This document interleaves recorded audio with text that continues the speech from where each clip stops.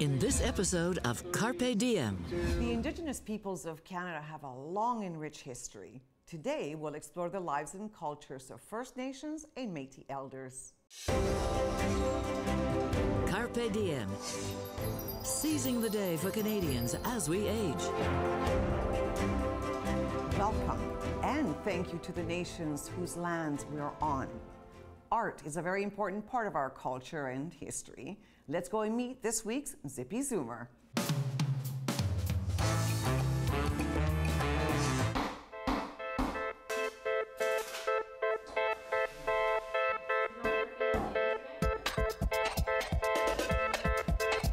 We are back with our Zippy Zoomer. Let me introduce Don. He is a carver extraordinaire.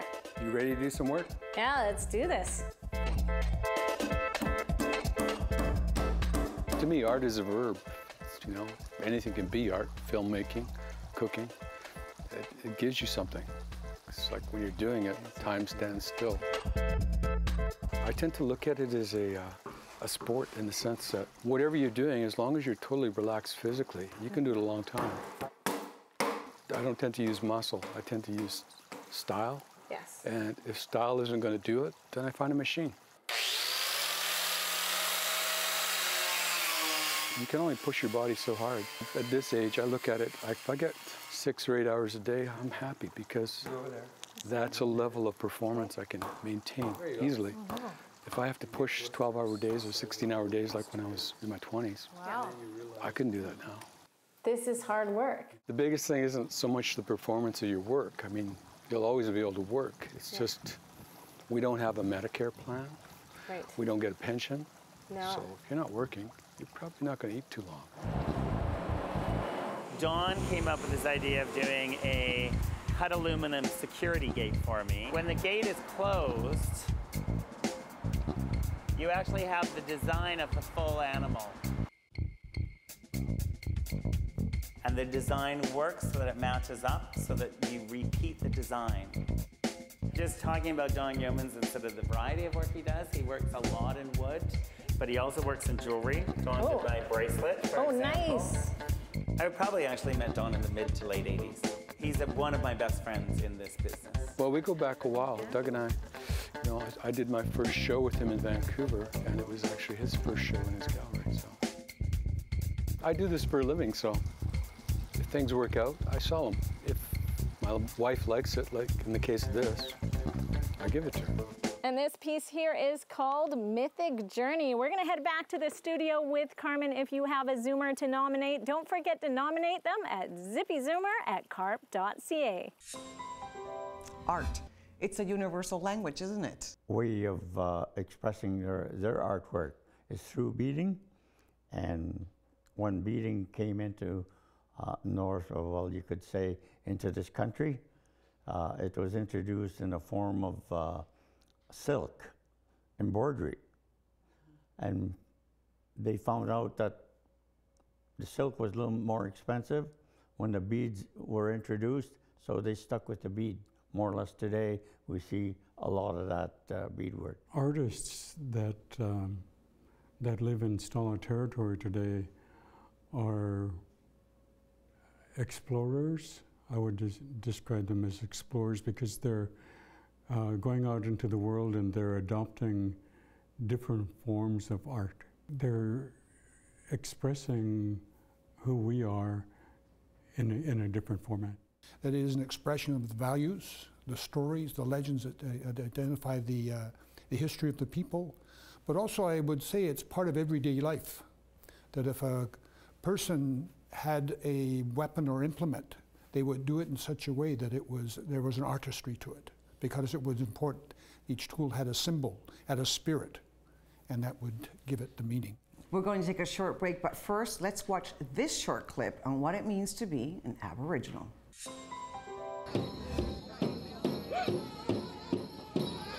In my heart, I want to do the best I can for other people and also myself. And that's what a true Aboriginal does. He respects the land, he respects the people, and that's what I'd like to do, to portray that for other people.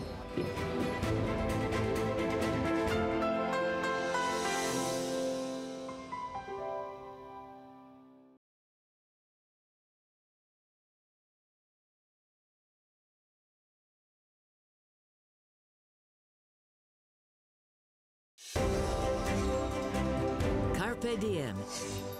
Seizing the day for Canadians as we age. Welcome back. British Columbia is home to 198 First Nations. I want to ask our panel, who are the First Nations in the Métis? As far as my knowledge, listening to my elders talk about our history as Métis people, when that started. When did the Métis start to exist in this country, what we call Canada? And that started when the fur trade started here in Canada. The two companies that started the fur trade, Northwest and the Hudson Bay Company, they needed a lot of help in many ways to communicate with the First Nations people. They didn't understand each other. So they found a way to make that happen, the communication. They married First Nations women. And when they had children, today we know those children as Métis, those people as Métis. I consider probably the first Canadians in Canada. When the settlers first came to our territory, we were introduced to a different way of life. And Canada passed a law called the Aggressive Assimilation Policy that moved us from speaking our own language to speaking the Canadian languages, English and French. And along with that shift, there's a lot of different changes that we've gone through in how we interact with one another, because for 132 years, our people lived in residential schools, and living under those conditions was different from how we lived before. So since that happened, we've been a people in transition. We've been having to adjust to Western way of life. Canada, in the country of what we know as Canada, there are, depending how you identify it, 9 or 11 linguistic groups. You'll find 7 of those linguistic groups in British Columbia.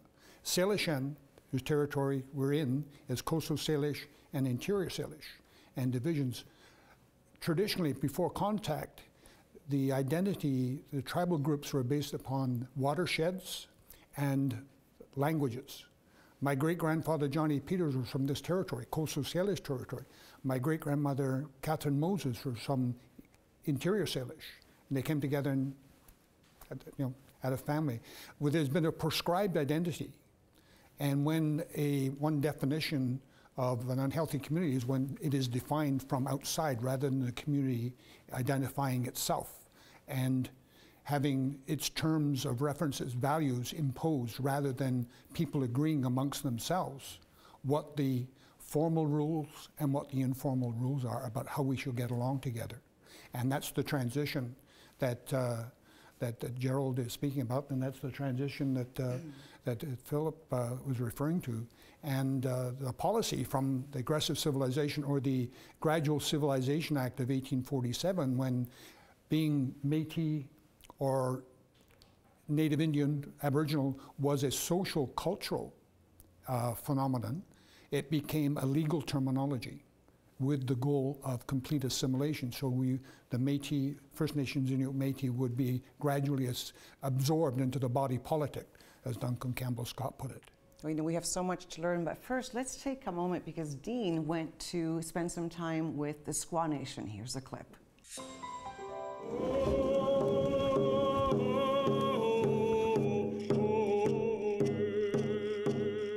The first thing that we're taught is that a lot of these songs, they have the words that come to these songs that we lost, or they would have been originally in our native tongue, our Aboriginal language. Right. Due to a lot of the loss of our history and our language, we tend to go with the vowels, the A's, the E's, O's, A's. When we first came out and started to follow the drums, it was so rare, and it was still seen as only brought out behind closed doors. Right. And in our...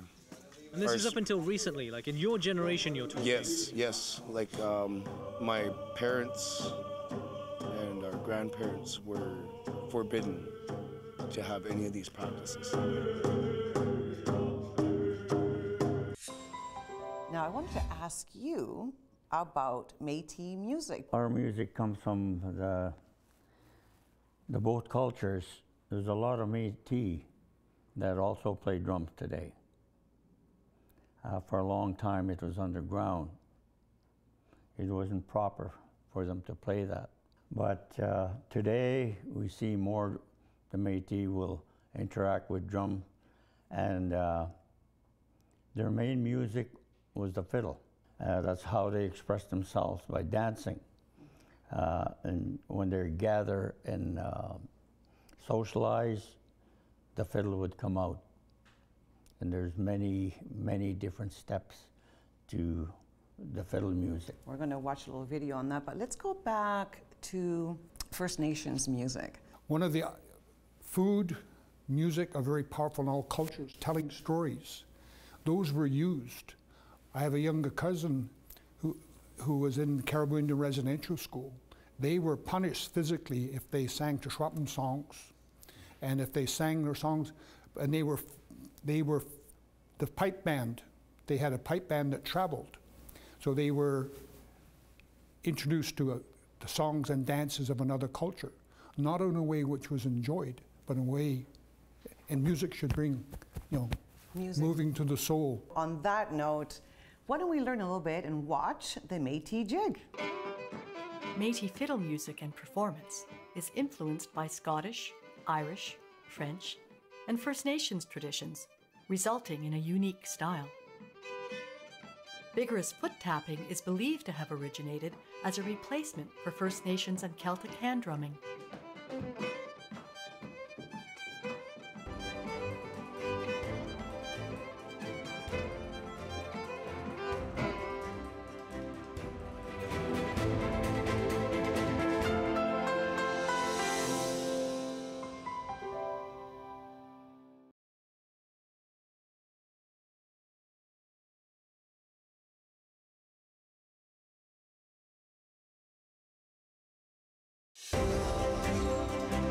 CARPe Diem. Seizing the day for Canadians as we age. Welcome back. In this segment, we're talking with Aboriginal elders. And, the question I want to ask is, what does an elder mean? Is it an honor to be an elder? It is an honor indeed, and it is, and I think when Gerald said we're in transition, I think of it in social role terms. What is the job description? Mm-hmm. And what are the expectations? When I think of an elder, I would think of my great-grandfather.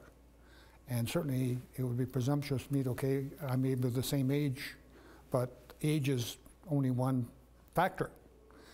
Someone who's being given, who has the wisdom and knows local knowledge and knows all of the, how to get by. I think back to a conversation I had back with our dear departed friend Leonard George, the Tsleil-Waututh, back in the 70s. With the dilemma of, there's something I'm supposed to know that I don't know. I'm supposed to be an elder. I don't know. What am I supposed to do? I can't ask, because if I have to ask, it means I don't know, and if I don't know, I'm not. And around you go. And the temptation might be, rather than feeling foolish, you pretend you know, but when you don't know what it is you don't know, you have to pretend you know everything. Well, the Métis, we use that term. That's a term that's used. Elder comes from the Western language, the word elder. In my language, it's called Kehtiayak, the old ones. And there is no definition as an elder, the word elder. Elder is basically chosen by the community. A person cannot call themselves an elder. An elder is like an encyclopedia. An elder has all these values that they carry with them, respectively, to their communities and to their nation. And that's why they choose you. And a lot of times when you get to that level, it's kind of scary at the beginning because you don't want to overstep anybody. I'm not an elder, but it was the same thing that happened to me, especially in an urban setting. Now, in a Métis community, a colony, or a settlement, they're like reserves. There, when I go back there, there's elders there.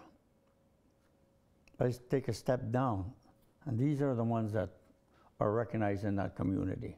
Well, I like the description, and in fact, right now, let's go back and spend a moment with Diem because he's spending time with an elder and her grandchildren. Grandma, there's a letter for my name. A letter for your name, you're right. That's letter Y.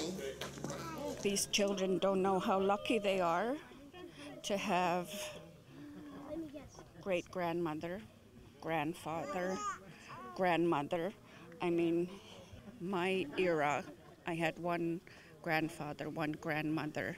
Because of the children were gone. Is it Swiwo? Is it Swiwo? What's Swiwo? Awa. Awa. Gerald, Cicela seems to be quite the educator, and those children were mesmerized by her language skills. She's very fortunate to have a mother that is a fluent speaker of Halkomelem. She was honored recently with a degree from the University of the Fraser Valley, and it's really heartwarming to witness my relatives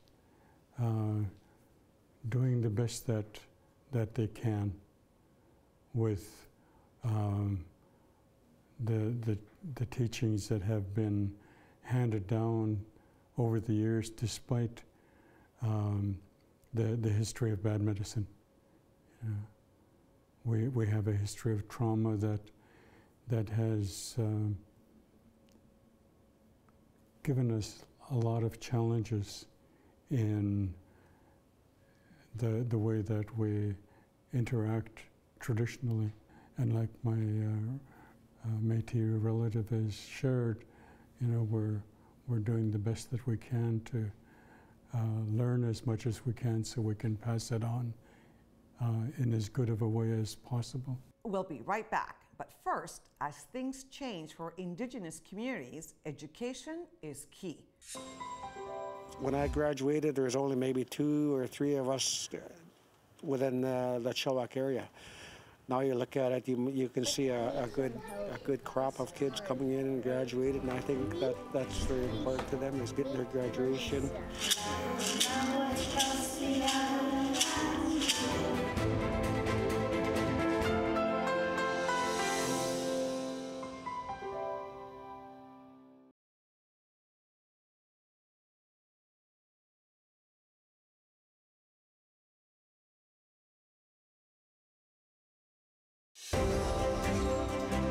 CARPe Diem. Seizing the day for Canadians as we age.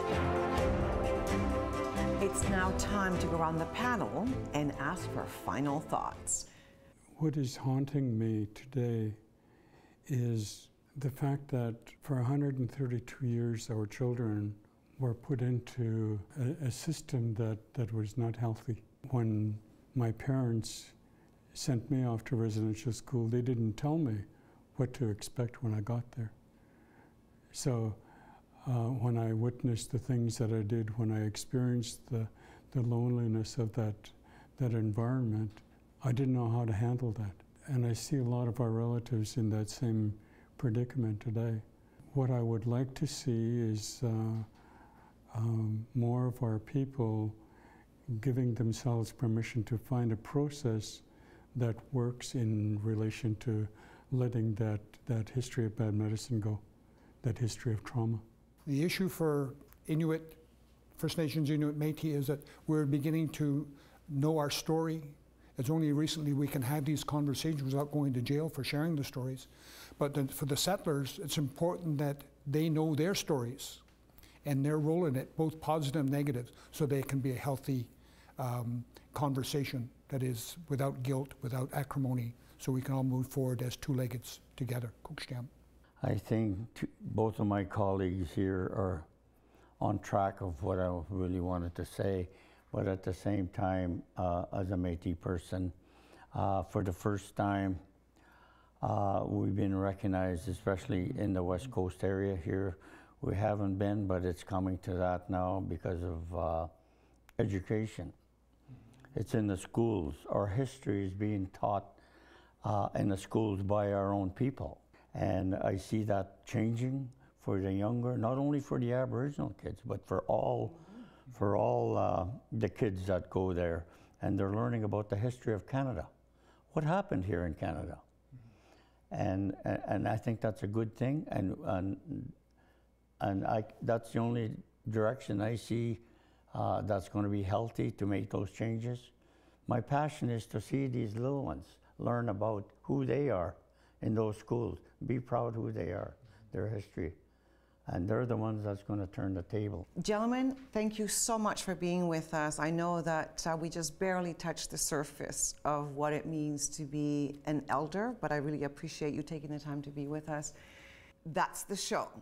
Remember, as our CARPe president, Moses Neimer, always says, the best way to keep going is to keep going. So stay zippy and Carpe Diem. Seize your day.